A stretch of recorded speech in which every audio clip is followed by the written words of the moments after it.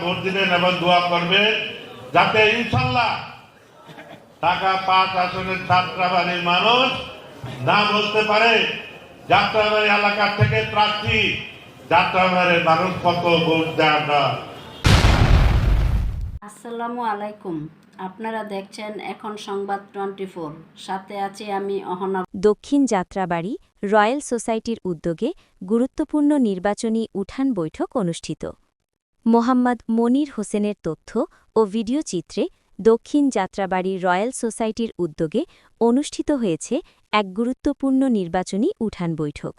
স্থানীয় ভোটারদের ব্যাপক উপস্থিতিতে এই বৈঠক পরিণত হয় জনসম্পৃক্ততা এবং রাজনৈতিক সচেতনতার এক মিলন মেলায়। গতকাল বৃহস্পতিবার সন্ধ্যায় স্থানীয় ভোটার এবং নেতাকর্মীদের উপস্থিতিতে অনুষ্ঠানের আয়োজন করা হয়।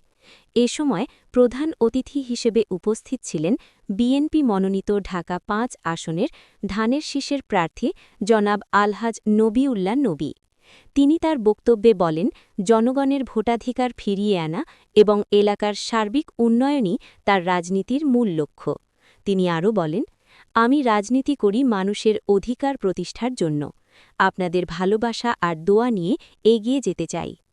বৈঠকে সভাপতিত্ব করেন দক্ষিণ যাত্রাবাড়ি রয়্যাল সোসাইটির সম্মানিত সভাপতি জনাব আলহাজ মোহাম্মদ আজম খান। তিনি বলেন, এলাকার শান্তি, উন্নয়ন ও নাগরিক সেবা নিশ্চিত করতে সৎ এবং যোগ্য নেতৃত্বের বিকল্প নেই।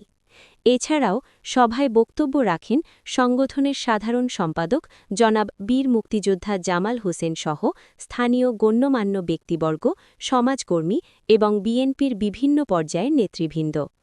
উঠান বৈঠকে স্থানীয় জনগণ তাদের প্রত্যাশা, সমস্যা ও মতামত তুলে ধরেন।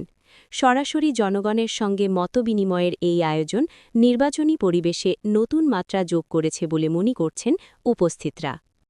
সবচেয়ে বেশি আমরা ট্যাক্স না দিয়েও গ্যাসের বিল দিও, গ্যাসও পাই না, পানিও পাই না, গ্যাস না পাইও গ্যাসের বিল দিতে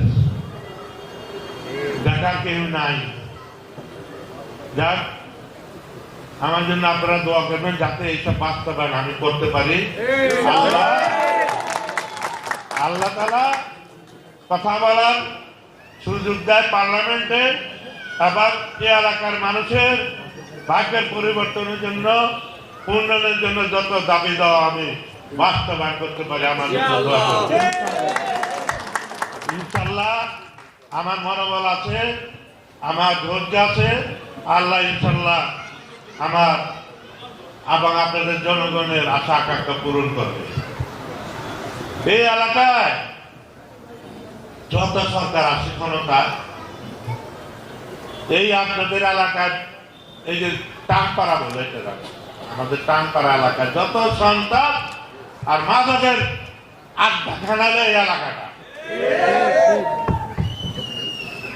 এই এখানে বড় বড় সন্তান মাদক সব এখান থেকে সৃষ্টি।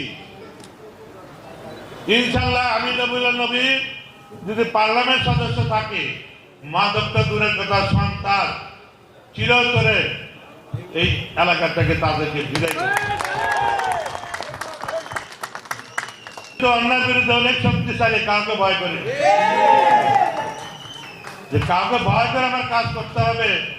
অন্যায়ের বিরুদ্ধে আমাকে শক্তিশালী এই ঢাকা ৫ আসনে আমি কারো মনে করি যে অন্যায় করবে, সন্ত্রাসী করবে, মাস্তানি করবে, মাদক ব্যবসা করবে, কোন মাদক করবার অস্তিত্ব রাখবো না। বাস্তবে আপনারা আমি এমন ইতিহাস করে যাব মৃত্যুর আগ পর্যন্ত যে একজন এই এলাকায় পার্লামেন্ট সংসদ সদস্য ছিল, যা বলেছে তা বাস্তবায়ন করে গিয়েছে। আমি আর বেশি কিছু বলতে চাই না।